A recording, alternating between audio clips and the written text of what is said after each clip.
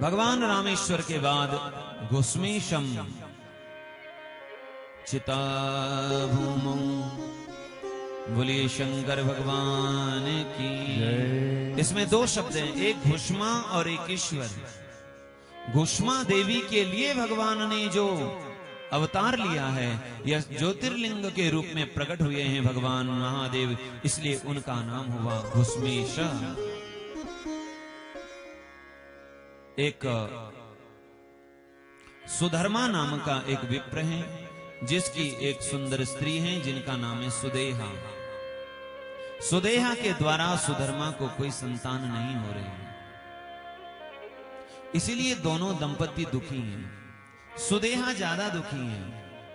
सुधर्मा उनको समझाते हैं, शास्त्रों की बात सुनाते हैं कि संतान होना न होना अधिक कष्ट की बात नहीं है।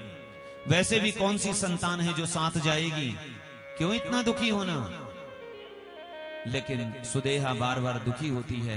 एक बार तो सुदेहा ने ऐसी हट कर ली, यदि आप विवाह नहीं करेंगे तो मैं आपको छोड़ करके चली जाऊंगी। त्यक्षामि यन्यथाहं च देहं देवव्रतां वरम्। इसलिए आपको दूसरा विवाह करना चाहिए जिसके आपको संतान हो जाए। इतना सारा ऐश्वर्य धन आपके और हमारे बाद ऐसी छूट जाएगा। तो सुदेहा के आग्रह दुराग्रह करने पर सुधर्मा नाम के विप्र ने विवाह किया। विवाह हो गया और घुस्मा के साथ विवाह हो गया। अब घुस्मा को संतान हुई, घुस्मा को एक पुत्र हुआ। धीरे धीरे वह बड़ा होने लगा। घुस्मा भगवान शिव की परम उपासिका हैं। नित्य वह पार्थिव पूजन करती हैं। पार्थिव पूजन करने के बाद जब वह उन पार्थिव शिवलिंग को जब अर्पण करने के लिए जाती हैं, नित्य उनका ये नियम है।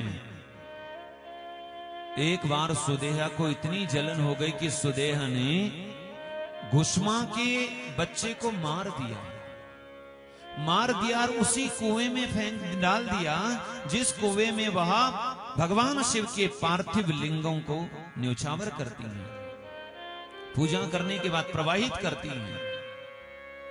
आज रोज की तरह घुस्मा भगवान शिव की पूजा कर रही है। उसका मन विचलित नहीं हुआ। उसको किसी ने आकर के बताया तुम्हारे बच्चे को मारा गया है, तुम्हारा बच्चा मर गया है। बच्चे के मरने की बात सुनकर के भी घुस्मा भगवान शिव की भक्ति से डगमग नहीं हुई।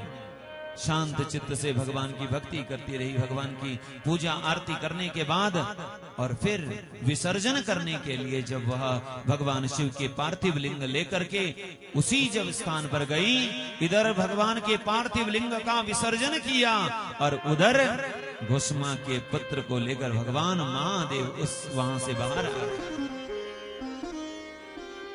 भगवान महादेव ने उनके पुत्र की रक्षा की, पुनः उसको जीवन दे दिया।